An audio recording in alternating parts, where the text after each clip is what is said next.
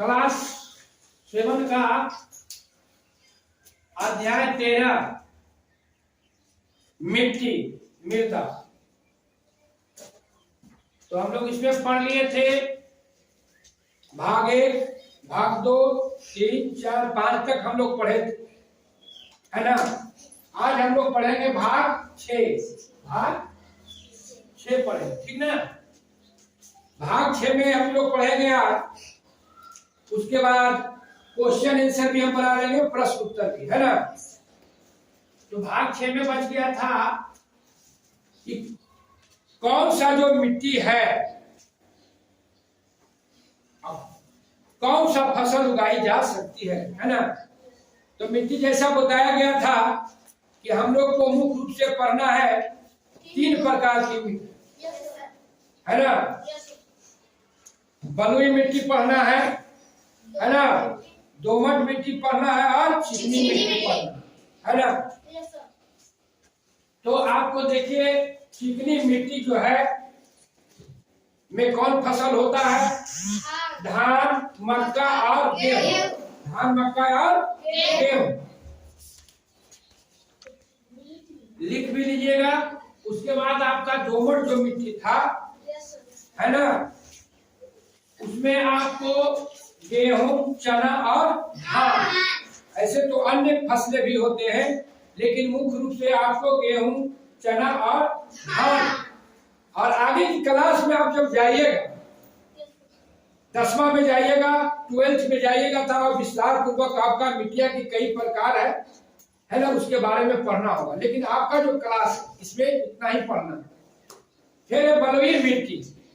बलुई मिट्टी में आलू और दलहन फसली के लिए और मोटे अनाज के लिए जाना जाता है ना।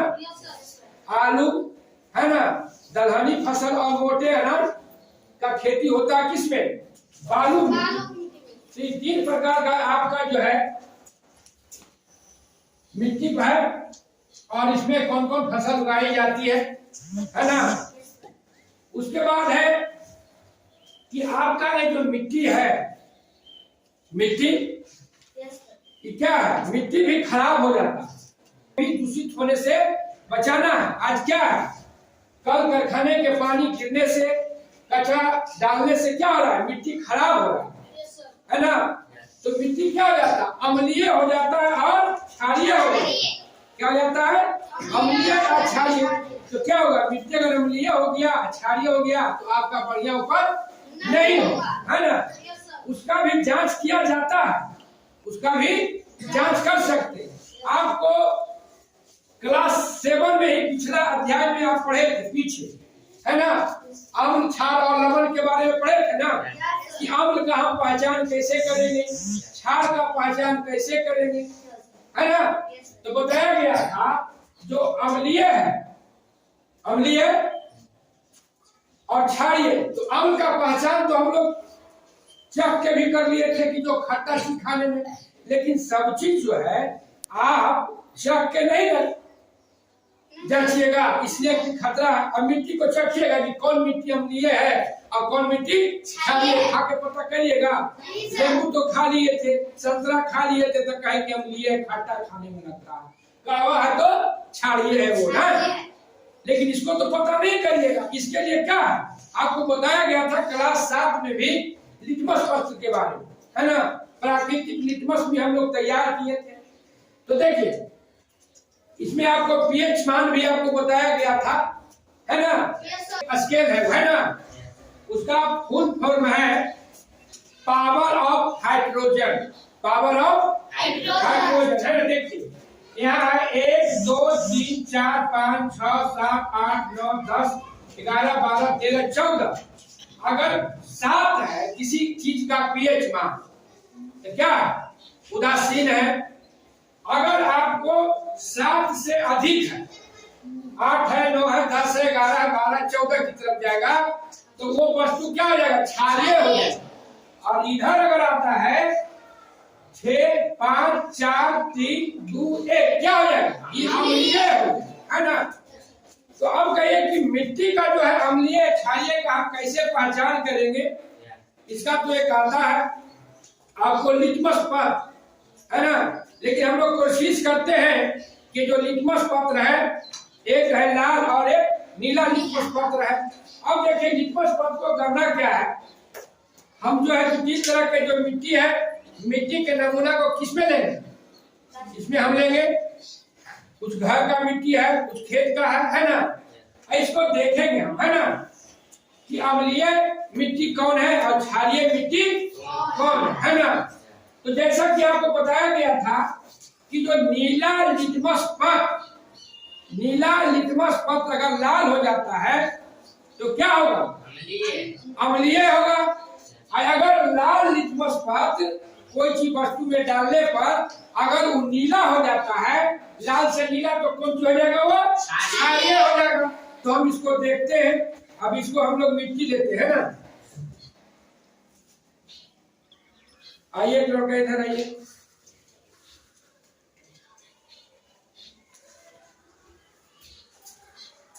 पानी लेंगे।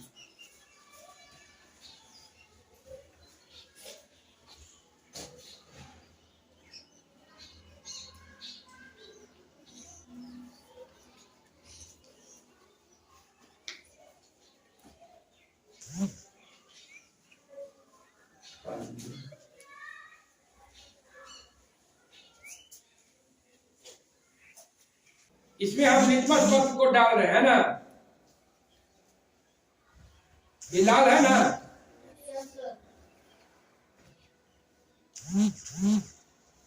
नीला भी हम डालते हैं ना।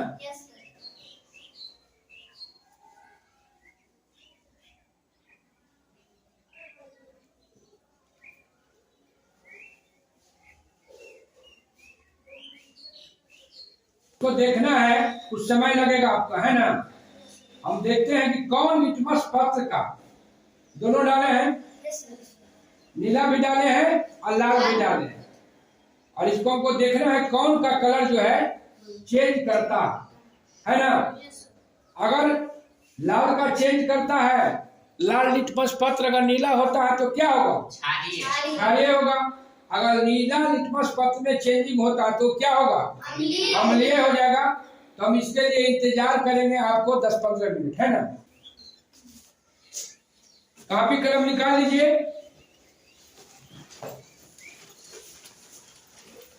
क्वेश्चन नंबर 1 आता है कि जल धारण क्षमता सबसे अधिक होती है कौन मिट्टी में, दोमट मिट्टी, चिकनी मिट्टी, बलुई मिट्टी। तो आप लिख लीजिए सबसे जल धारण की क्षमता जो अधिक होती है चिकनी मिट्टी में, है ना। उसके बाद दूसरा, धान की फसल के लिए उपयुक्त मिट्टी है चिकनी मिट्टी। कौन मिट्टी हो जाएगा, चिकनी मिट्टी, है ना।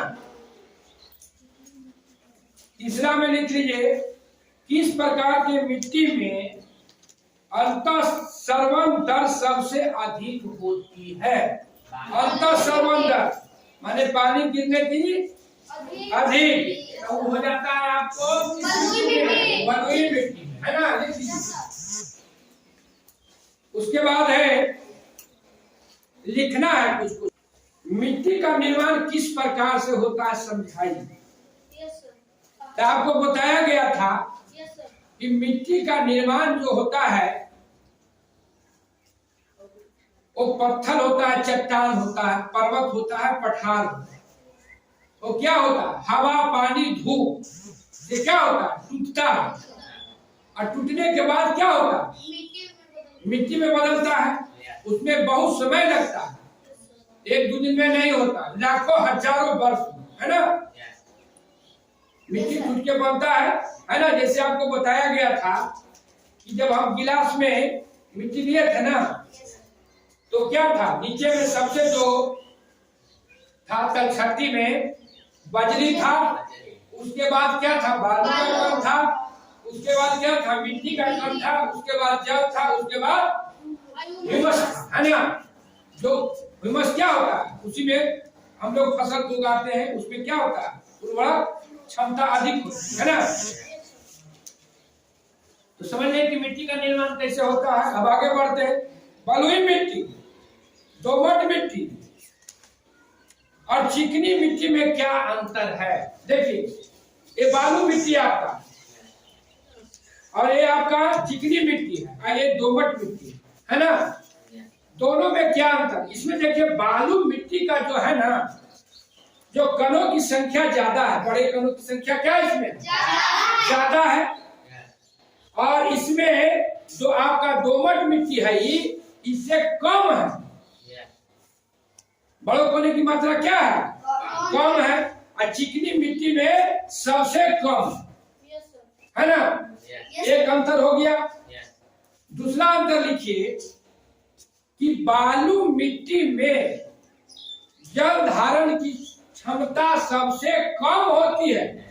ठीक है, दूसरा देखिए, सबसे जल धारण की क्षमता कम होती है। बालू मिट्टी का खिलौना बना सकते हैं।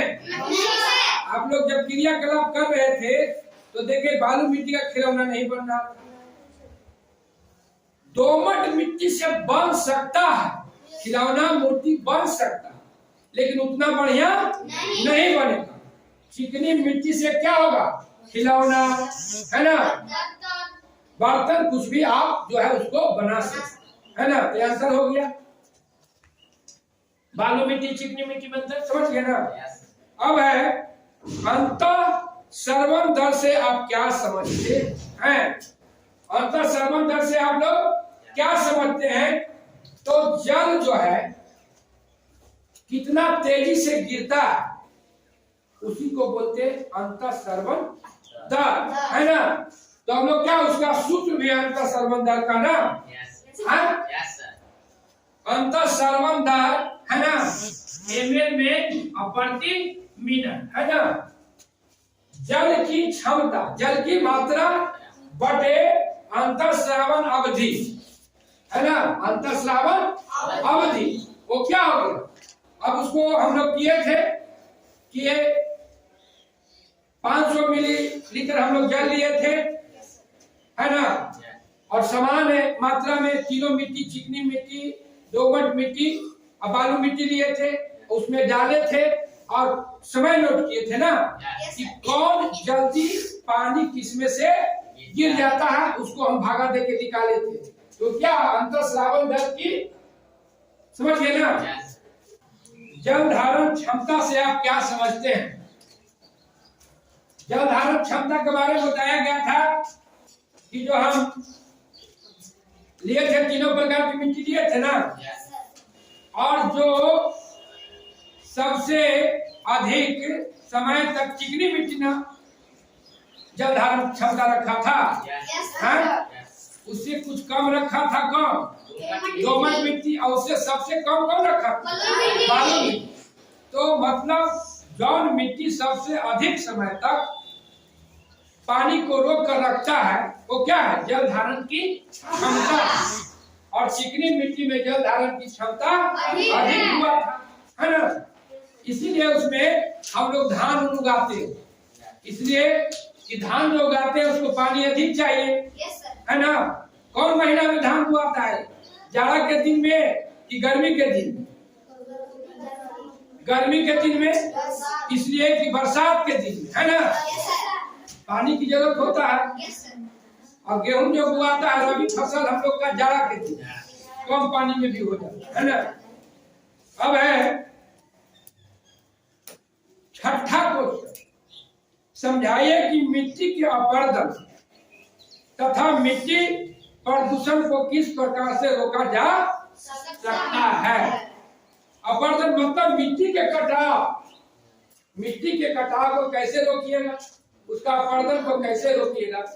तो आपको सुरक्षित शनिवार में बताया गया था ना, आप लोग किए थे कि मिट्टी को हम कैसे रोकेंगे, पेड़ पौधा लगा के, पहाड़ी में इलाके में क्या है, सीढ़ीनुमा खेती करके, है ना। इस ढंग से मिट्टी को हमको संरक्षित करना है, बचाना, इसलिए कि मिट्टी क्या है, मानव के लिए महत्वपूर्ण अंग है। अगर मिट्टी को नहीं बचाते हैं तो क्या होगा? आपको पेड़ पौधा नहीं होगा, धरती बंजर हो जाएगा, फसल नहीं होगा, आप क्या होगा? खाने बिना मर जाइएगा। पढ़ने का मतलब क्या है कि आप लोग को पढ़ाई के साथ साथ, है ना, सीखना है और समाज में भी संदेश देना, है ना। अब इसको हम लोग देखते हैं, जो प्रयोग कर रहे थे कि कुछ चेंज हुआ है कि नहीं हुआ, है ना। देखिए लाल डाले थे ना। Yes sir. हाँ, यस। इसमें चेंजिंग हुआ है कुछ, देखें तो। आइए इधर।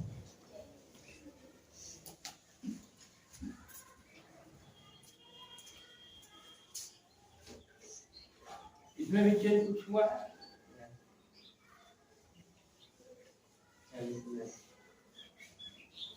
लाल था ना, नीला हुआ है ना।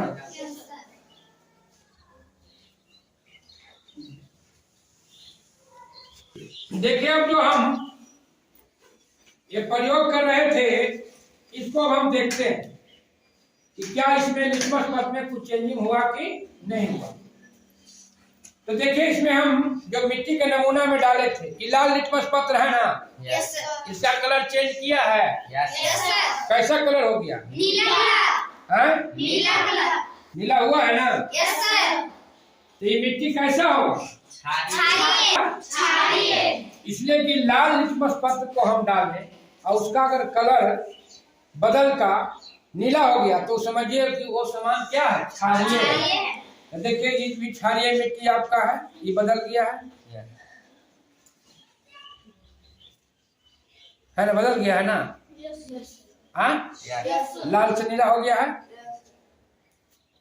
देखिए अभी नीला है, जस का तस है ना।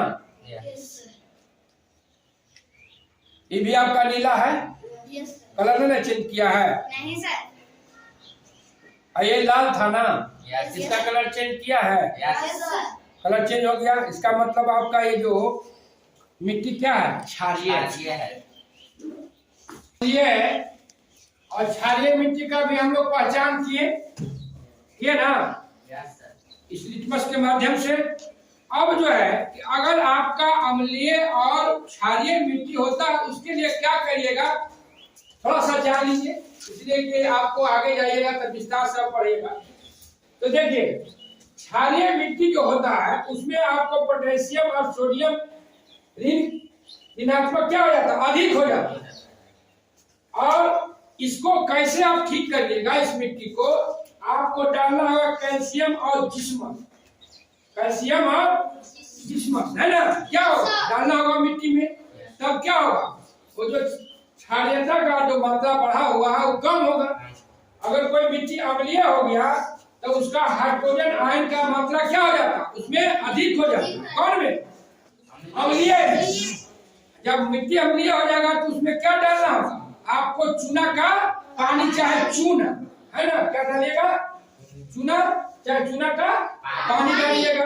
अब जो है कि आपको बिहार में सबसे अधिक मिट्टी कौन सा पाया जाता है? तो बिहार में सबसे अधिक मिट्टी जो पाया जाता है जलोढ़ है ना। काली मिट्टी का अधिक पाया जाता कहाँ? गुजरात में, कच्छ में, है ना। आपका आज जो है प्रश्न उत्तर के साथ है ना, अभ्यास के साथ और मिट्टी की जांच के साथ साथ जो है आपका ये अध्याय मिट्टी आज समाप्त हो गया है ना। तो हम लोग जो भी बचा हुआ क्वेश्चन आंसर आप बना ले। देखिए अभी जो है शिक्षकों का प्रधान शिक्षक की परीक्षा हो रहा है, उसमें भी यही सब पूछा जाता है, उसको भी पढ़ना होता। अगर आप अभी से तैयारी रखिएगा तो आने वाले दिनों में आपको प्रतियोगिता परीक्षा में बहुत आसानी होगा। तो हम आज समाप्त करते हैं।